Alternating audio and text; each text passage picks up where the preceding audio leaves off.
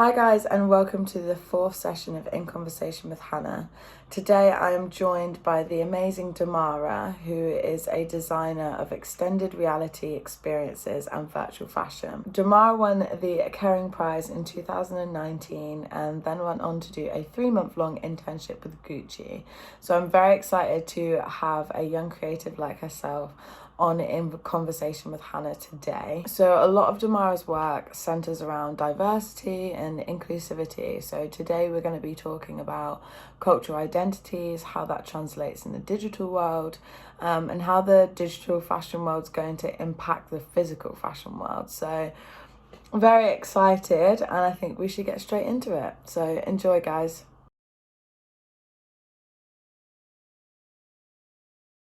Hi Damara, how are you? Hello, Hannah. I'm good. What about yourself? Yes, very good, thank you. Very excited to have you on the show today. Could you give us a brief introduction to you, who you are, what you do, and I guess what you're doing at the minute? So, hello. My name is Damara Inglês, and I am a recent graduate of the MA of Fashion Media Practice and Criticism.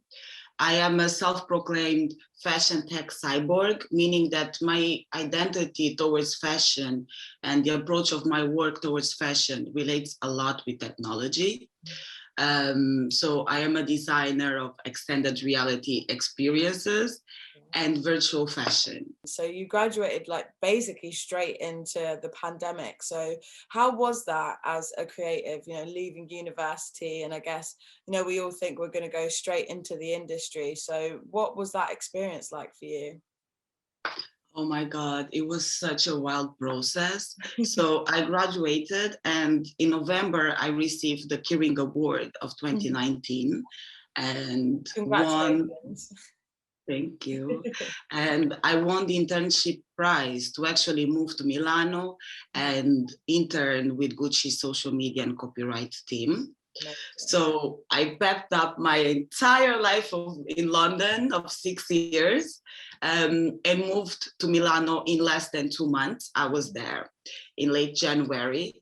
And it was amazing. I had this great experience of working in a big fashion office before the pandemic, and we don't really know if we will ever have that full experience again.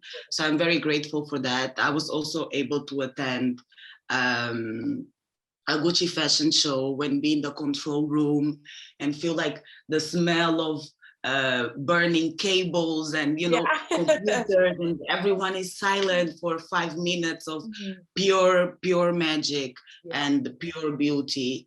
And unfortunately, about a week after the show, Milano went on a lockdown to the pandemic.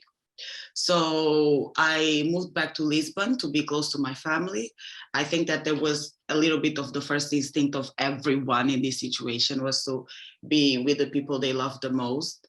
And continue the internship online in Lisbon. So I will definitely say it was very mindfuck to be sitting on my humble couch and be posting on Gucci social media. I was feeling like, oh my God, if this world only knew.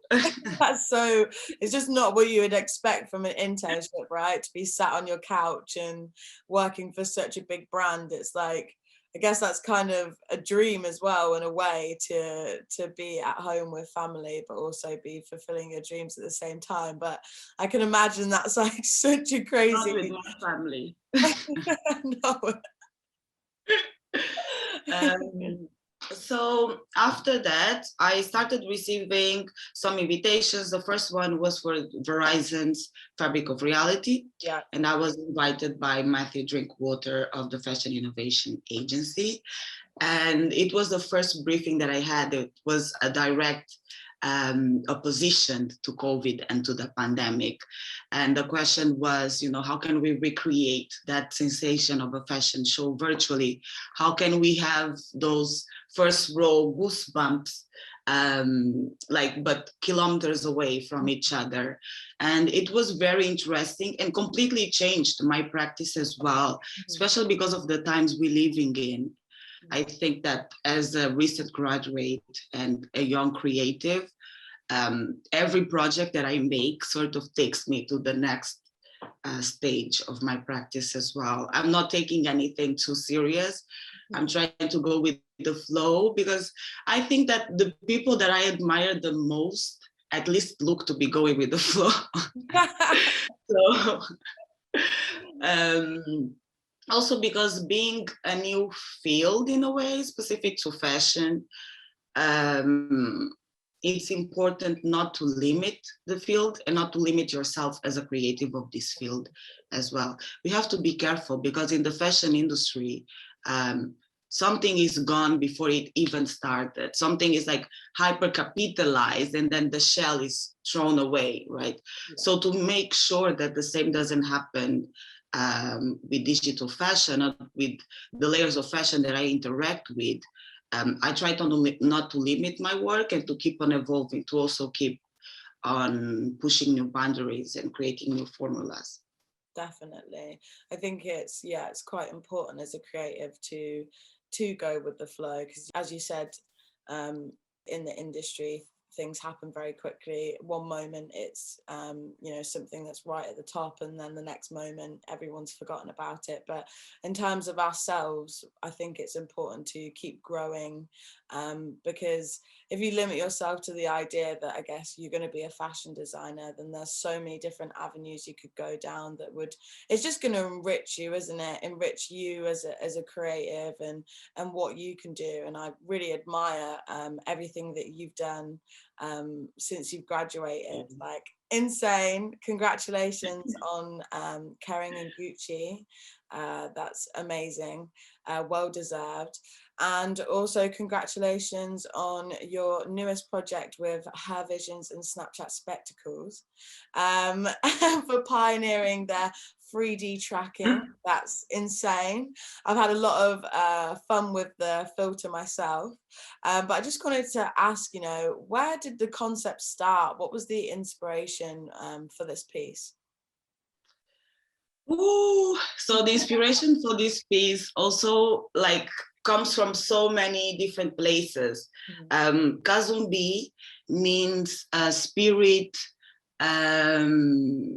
deity, sort of like inner voice in Kimbundu. There is an Angolan dialect. So I grew up with my mother looking at me and saying like, hey, you look like a Kazumbi. Whenever, when I was a teenager going out with my friends dressed up like high heels and crazy makeup, she would be like, hey, you look like a Kazumbi, you look like a ghost. So I always carry this word with a lot of love, and a way of not alienating someone, but a way of making someone know that they are different, but still welcomed in a way. This is going to be a long one. So I was born in Angola during the Civil War in '92 and moved to Portugal at 4.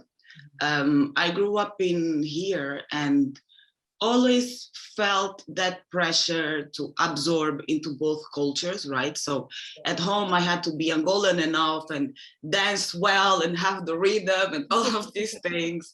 And on the outside, I had to speak with the perfect Portuguese accent and be super absorbed into the Portuguese culture as well. So I always felt that I was always the other in both of places that I called home. And this notion of alienation is a big part of my identity and a big part of how I interact with the world as well. And I used to go to Angola growing up, and I always thought that it was so weird that people had such different styles and such different senses of time. Because here in Portugal, you go to H&M, you go to Zara, you go to shopping malls, or you go to a high school, and you will see that most of any class has something in common. And when I went to Angola, there was no trend whatsoever. So I always thought, oh my God, everyone here has such, a strong sense of self. And as I grew up, then my mom explained to me that being a recent post-war country we don't yet have a very dynamic textile industry. So people that cannot afford to travel or buy clothing from the abroad, that is quite expensive, just shop from the fardos that are secondhand donations from all over the world that end up on bed sheets in the streets of Angola, being sold at different price ranges. And my first experience at the fardos was absolutely amazing. I never felt this authenticity in my process of fashion before. I thought that this process was way more authentic because it comes from a place of generosity, of sharing, of people that live in completely different times and places somehow meet. People that don't speak the same language end up speaking the same language to what they wear. So I always thought, what do I have in common with the people that wore these past vintage pieces? And that was the inspiration for Vintage Ghost. When working with Kazumbi, I wanted to continue to expand that exploration of my cultural identity, that exploration of what it means to be Angolan and sort of express your sense of style. Also with the Black Lives Matters boom of last summer. I've been a follower of the Black Lives Matters movement for a few years, but I think that we were all very shocked with these images that we saw of George Floyd being murdered, that were repeated constantly online, on the news, etc. It was a very hard time for POC, I think. I kind of, like we spoke before, I understand why those images and videos needed to be shared for people to see what actually happened. Equally, at the same time, that was a very hard time for people of colour to sit and watch those videos, and for guaranteed pretty much every story you opened on Instagram or for your feed on Twitter to be all consumed by George Floyd. And I personally took a break from social media because it felt like a lot. And I just remember like how intense that was. But like you said, I think all POC and allies have been a follower for the Black Lives Matter movement for a long time. But I think what happened last year was that we gained more allies, and people not of colour opened their eyes as well. And I think very vital movement, although hard and shocking. I'm very glad that it happened. It was a very hard time for POC.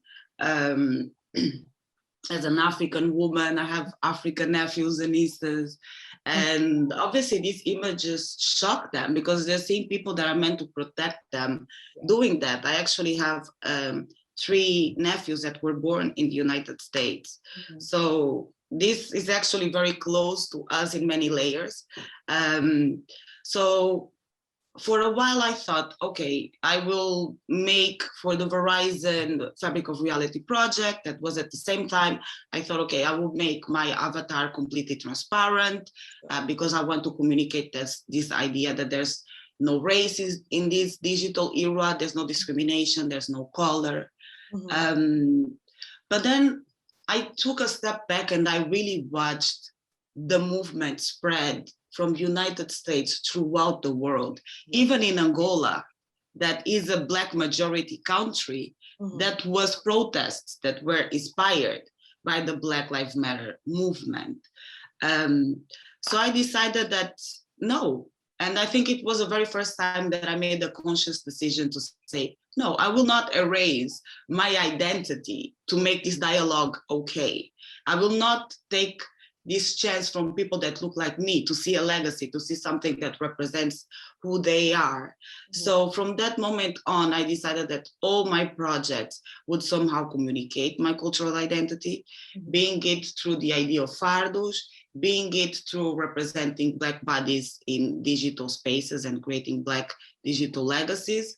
And with Kazumbi, oh my God, such a big go around. With Kazumbi, I was contacted by Cyborg, and we started talking about the possibilities of developing the spectacles tree filter. There is the filter for the spectacle glasses, and then the 3D body tracking lens. And it was an amazing process because I was like, okay, I want this project to be 100% inspired in Angola and Angolan ethnic groups. I want to approach the notion of transhuman bodies. I want to approach the notion of spirituality, of connectivity, of empathy. Yeah. But above it all, I want to kind of poke the bear in relation to cultural appropriation and augmented filters. Like there's a certain fear of representing other cultures in filters because many platforms have the guideline, you know, there are things that are considered offensive or are considered appropriation. And how do I explain? I'm not appropriating because I'm part of that culture, you know. How do I explain that to the white machine? That as a person of color, you can also input your identity, and it's not appropriation because it's you giving a voice to who they are. And in many ways, taking away that voice is a form of appropriation because then you limit your work to the standard that they expect. So we really decided to go full on into representing an aesthetic that wasn't Western-centric. So Kazumbi has inspiration from the idea of spirituality. It has inspiration from the deity of water from Angola. There is Kianda. There is a collective entity. So every little lake, pond, and river has one Ianda. But when they meet in the ocean and become this huge force, it's when it becomes a Kianda, like this big force of the water. And for me, it was very interesting to think that as digital entities, that's kind of how we are as well. Like as individuals, we are individuals. But when we meet collectively online, we create these huge waves of change, like we saw with the Black Lives Matter movement. It's also inspired by the jewelry of the Mumila. That is an ethnic group in Angola. And they have these really long, you know, necklaces and bracelets, and they basically signify wealth, beauty, royalty, and the fact that in this filter the bracelets are in both arms and necklace means that these entities fulfill this. It's plenty in that sense. And also we took inspiration from the Zangbetu, that are the straw men. They are considered protectors, spiritual protectors. And also from the Himba tribe, they have this red ochre that they put on their skin, and that's sort of like the inspiration of the orangey texture on the skin, and they use that to protect their skin from the environment, from the sand and the wind. So I also love this idea of protection, like in the face, and protection as Angbeto and inspired by the ocean. And it's just like all of these strong energies coming together. Amazing. I love how you relate like digital identities to spirit and memories. I think that brings like such a consciousness to navigating digitally. Like it makes it feel more real and also more personal. From some of your interviews you've done, you've wouldn't say that you completely identify yourself with some of the digital world, maybe like gaming, and like representation and that kind of stuff. But why is that you don't necessarily align yourself with that? I don't, I grew up playing Super Mario in black and white, and I loved Super Mario. But I've always had, again, going back to that notion of alienation, right? Growing up in between two cultures and feeling like the other, you're constantly looking at everything like and saying, is that okay? I don't know, is that okay? So from a very young age, I felt like video games were just so objectifying to women in such a weird way. Like my brother used to play video games, like fight games and etc. And I loved like Mortal Kombat. Oh my God. And all of the characters and the way that they play and all the superpowers they have. And I just felt like, why? I never quite understood, because I loved like video game characters. I loved the male characters. I identified a lot with them, with their backstory, with their moves, how dynamic they were. But the female characters, it was mostly just jumping up and down and you see, the breast. It's true. So I felt like, no, this is not, this is not what I identify as a woman. So yes, the gaming industry not only objectifies women a lot, and most of these, extra objectified female avatars are worn by male players. Because they also want to feel super hot in the metaverse. It definitely made it a male space. Exactly. And also when it comes to the objectification of different races, video games really perpetuate a lot of narratives, a lot of like, black is gangster, Chinese is ninja, or, there's a lot of broad, narratives that video games create. So I never truly identified with video games in that sense.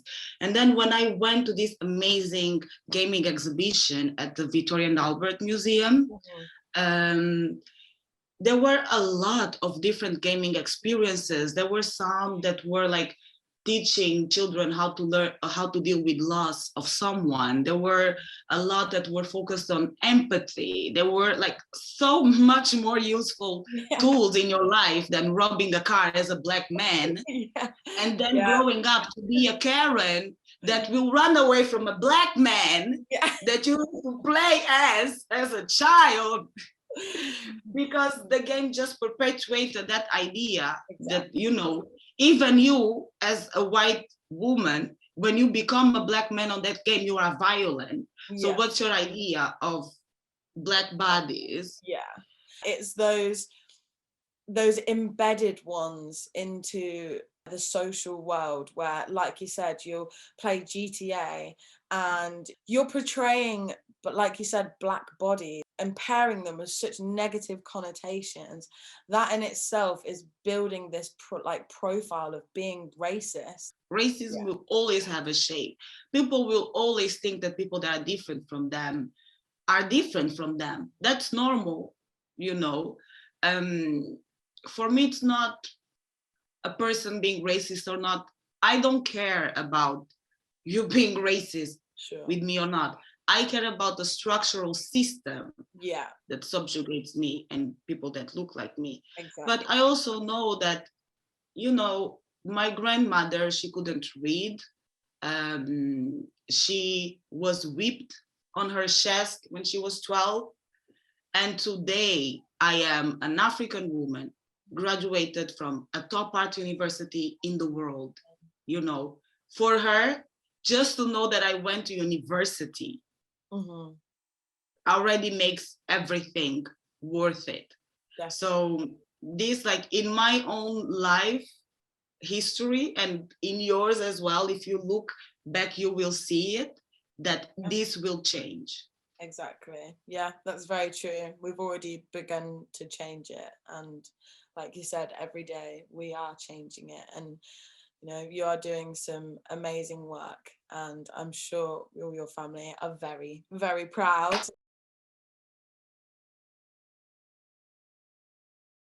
So I think cultural identities are going to have like such a huge impact on digital fashion. I think it's already shown itself as a powerful way to like present ourselves, our beliefs, our values, our like most aspirational self in like a digital environment, I guess, where you can be whoever you want to be. But I just wanted to kind of ask you about like the dialogue of the industry and how, based on kind of what you said in the interview, you aim to change the DNA of the industry as a member of the POC community. Yes. Oh my God. It sounds so huge when you say it like that. You aim to change the DNA. You already are. You already are. I think that, you know, change is something that is so collective, and at the same time it's so like, there's this phrase by Annette Peacock that says every evolution must come from a personal revolution or something like that. I think changing the DNA of the industry as a person of color. Okay, I think that first of all, representation, being there and being you, not being afraid to sort of show off your identity and show off what you accomplish, because that might be inspirational to other people that look like you and feel that the industry doesn't represent them. So if you represent them, be out there. Also, definitely by inspiring POC youth in every aspect and towards tech skills that are very highly paid. Yes. And also, you know, I think that changing the DNA of something is inputting your own identity into it as well. And I think that if we all contribute to the identity of what the fashion industry and the tech industry look like, then we will stop seeing this objectification of female bodies, or we will stop seeing this objectification of POC, or we will stop seeing hyper racist fashion campaigns and black faces and all of these things, right? So the first step to change is acknowledging that something is wrong, and is acknowledging that you are a crucial part to point out what's wrong, and you are a crucial part in terms of speaking up and aiming towards change, even if it's just within yourself, within your community, within the people around you. But we are all in ourselves, by our own rights, agents of change. In the Kazumbi project, I went to research a lot about the Angolan history, Angolan ethnic groups, and colonization as well. And I just feel so empowered by the amount of knowledge that I have gathered. And I read this concept of ethno-mathematics. That is basically how to teach mathematics, you know, Western mathematics to a tribal child. Sure. That was the question of the thesis. So what they do is they then teach mathematics through the perspective and the lenses of the livelihood and experience of that person. Right. So instead of saying 2 strawberries, you will say 2 cows, because their lives are based on cattle. Yeah. Instead of saying, you know, a circus tent for a cone, you say a cabin. That is where they live. So just to think that any technology, any thought process is so directly connected to our own personal experience, that it made me think that, oh my God, every mathematics is ethno-mathematics. But then the dominant one spreads and become just mathematics. So when I think about it in terms of digital fashion, like ethno-digitization, and the idea of looking to tech through the lenses of your own identity and your own livelihood is a great tool to also create this change.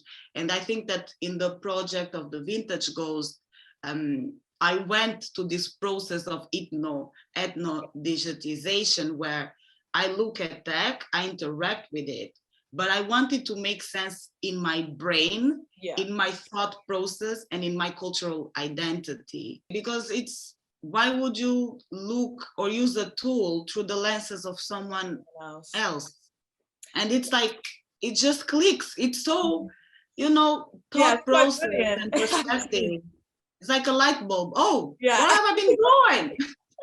Not gonna lie, I've had like a bit of a light bulb moment there myself. I was like, yeah, that makes so much sense. So I guess in essence, if everybody adopts that way of kind of approaching their creativity, then it does make it a global thing, and stops, I guess, fashion and other industries from being like purely Western. It opens up the eyes and experiences and the auras and the memories of so many different people, and that just like connects the dots all over the world, which I think would be really beautiful, and in turn definitely like change the DNA of the industry. So where do you think the fashion and the fashion tech industry will be in 5 years' time? Like, what's your predictions? Oh, that's like that's a hard question, because in 2019 no one thought that in 2021 digital fashion would be like in the way it is, that we would be selling NFT digital garments for a lot of money. I think that above it all, the industry will be hyper hybrid. When it comes to digital and material fashion. Like we saw this huge growth in 2020. It was not a moment, it's continuing now in 2021. We see so many brands buying into virtual fashion, into gaming fashion. And we also see a lot of solely virtual or digital fashion brands that are amazing, like the Tribute brand, the Fabricant, like Ouroboros, Replicant, Carlings. I love them all. The DressX, it's a great platform to buy virtual fashion, not just from virtual designers, but buying virtual fashion from physical fashion designers, which I think kind of sums up the industry that we'll be living in the future. And my biggest hope is that analog garments won't be produced in such a quantity, and that we will have, one analog t-shirt and then have all of these amazing digital experiences, and this t-shirt changes constantly as you capture your experiences. I also think that the fashion tech industry will be a big trend and influence the material fashion industry. Sure. And I'm very proud to say that the niche of digital fashion creatives that I know within the DigiGirl, the Immersive Kind, Institute of Digital Fashion, are extremely femme in a very inclusive way, with an X, non-binary included. Love it. And extremely diverse as well. Women of color from all over the world connected, exchanging skills and creating beautiful art. And I really see the power in these women to directly impact the fashion industry and the core of this structure. I see the power in them of making the fashion industry a globalized industry, an industry where we won't say, European fashion is European fashion, but everything else is ethnical fashion or Oriental fashion. No, the Western society is inclusive of many ethnical identities. And I think that it's about time that we start seeing fashion shows that represent the plethora and diversity of identities that exist in the Western world. So I'm looking at, I'll go through my notes because I have their names here. I know one of them, Sandra Paulson. Yes, definitely. So the amazing material fashion creatives like the stylist Ib Kamara, there is a big inspiration for me. Designers like Oswald Boateng, that is such a huge icon. Moa Wala, oh my God, I want to be her. I want to wear everything she wears. I want to be friends with her friends. It's like everything. Charles Bonner and Sandra Paulson, that I know personally, and I absolutely love her work, love her voice, love her energy. And then digital fashion designers like Steffi Fang, Scarlett Young, Sarah Nicole Francois, and Victoria Cribb, that are women of color that create digital garments and digital identities that give me goosebumps. And I can't wait to see their creations on the pages of trend forecasting platforms like WGSN. I can't wait to have a big brand like Dior or Chanel having to look at them in their mood board to design something. And I think that specifically with this pandemic, we sort of realized that we live in an aquarium. And all of these borders, all of these separations don't really exist anymore, because even unable to travel, we're all working remotely, like, you know, over time zones, over different places. So I was going to say, and it still works, you know, like obviously there's a few things that maybe you can't do, but really I think what it's opened people's eyes up to is that you can work remotely. And I mean, I'm Flare, the platform that I'm working on, I have never met any of the people that I'm building this platform with, but somehow we have built a whole website together. Oh my God. Like how? There's no such thing as space in that sense. Like, is there then our notion of space and distance? Like, you are an arm length for me now, but you are in the UK and I am in Lisbon. Miles away. I think that this proximity brings us together in a different level. And I think that this proximity will make fashion also look more globalized. And I don't mean in the sense of cultural appropriation, no. I mean in the sense that these amazing women of color that are making this amazing work will, and already are so big, will have such an influence on the industry that brands will have to start having more diverse designing teams, so that they can also design from different ethnicities without engaging in ignorance, cultural appropriation, and all of the other reasons of boycotting.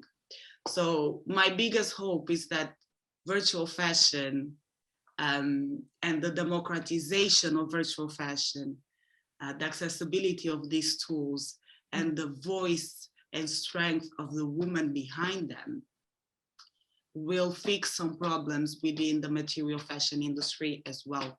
Problems of representation, problems of diversity, and inclusion. And I don't just even mean in terms of cultural identity, even in terms of body type. We see a lot of avatars that, okay, some are very specific and, you know, top models, but you also have avatars and institutions like the Institute of Digital Fashion that use avatars that are disabled, that have different body sizes. Because if we are creators of this new layer of reality, why would we sink it in the same way that reality is sinking in, you know? We've literally like built a whole nother like world universe where we can make it the way that the physical one that we have is supposed to be. We can iron out all of those problems, and I think representation is such a huge part of it, and it's representation of everyone and everything, non-binary, trans, Black, Asian. There's so many there's so many spectrums, really. I think you should call them spectrums, because it's not black and white, it's not yes and no. And I think for us to have a place where all spectrums are there and represented and present and active would be just like so amazing. And then for people to be able to see that, maybe it would motivate people to tackle those problems more in the physical world. So I just think it's like a very exciting time. I think you've like enlightened me onto the possibilities that it could be, past what it means for fashion. It means so much more than just fashion. It's a social thing, it's a cultural thing, it's an economic thing. There's so many layers to this digital world, and I'm like, now I'm thinking, oh my god, the possibilities. But inside that vision that you have of this kind of like hybrid industry, and this world that is basically everything that we should have and would like to have, where do you see yourself inside this vision? You know, in 5 years time, do you still think you'll be creating digitally? Where do you think you'll be in 5 years? Woo, where do I think I'll be tomorrow? In 5 years, oh my God, I definitely see myself having my own communication studio. Yes. And when I mean communication, it doesn't relate to, you know, just to augmented reality filters or anything like that. It would be more like of a hybrid studio, a space where you can make a AR magazine and the VR collection and like an abstract space of memory, aura, objects and spirituality. But above it all, I see myself going back to Angola and starting a virtual fashion design or 3D design studio there. Like, it's a big, huge dream of mine to go back to my home country and be able to empower Angolan women with tech skills that don't necessarily need a college graduation or a higher education, but that will exponentially change their livelihood and the livelihood of the people that depend on them.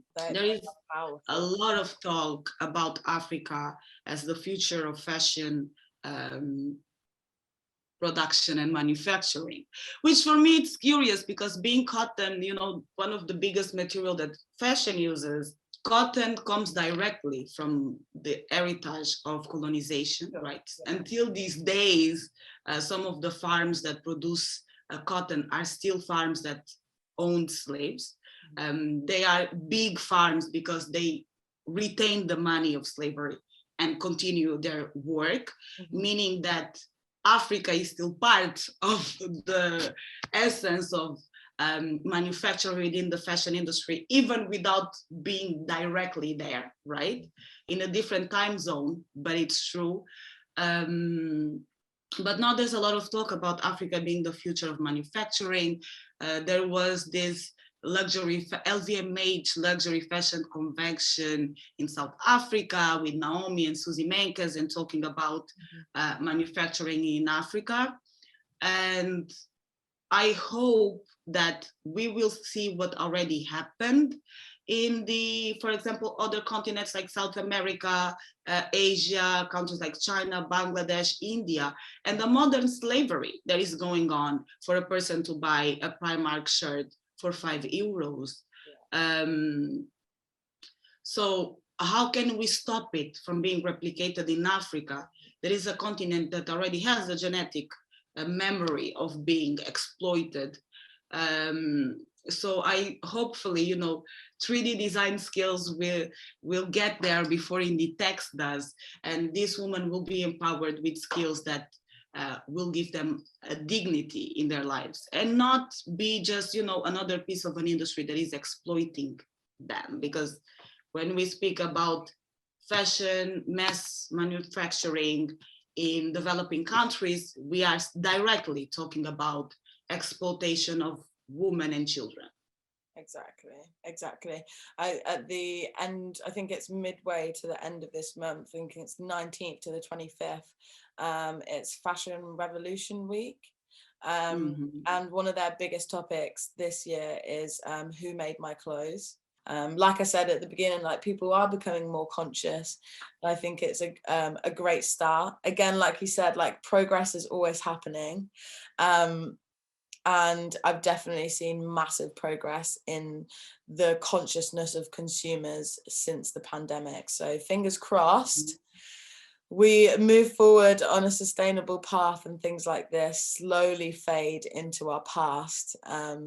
And your work with digital fashion is certainly gonna be pushing that as well. I think you're an amazing energy, an amazing woman, and we are very lucky to have you in the industry. So thank you so much for coming on today, Damara. I really appreciate it, and I had a very lovely conversation. I think I'm taking away some things from today. I've learned a lot from what you've said, so thank you. Thank you so much for having me, for giving me the platform to speak about these things as well. Yeah. So thank you very much. It's a pleasure to be here with Hannah and Textiler. Damara, is there anything that you'd like to add before we go? Yes, definitely. So in this note of talking about diversity and the representation of different identities, I would like to share the link of the crowdfunding link to support my amazing friend LolaHerself, or Lola Ela Própria, on her transition. She participated on the Kazumbi video, and whatever we can do to help her, we're here. Yes, most definitely. Everybody check that out. I will drop all the info in the description bar below. If you'd like to see more from Damara or more of Damara's work, you can check out her Instagram and her website as well, which is a very amazing showcase of everything that she's done. It's one hell of a portfolio. So yeah, take a look at that. And yeah, we'll see you on the next episode.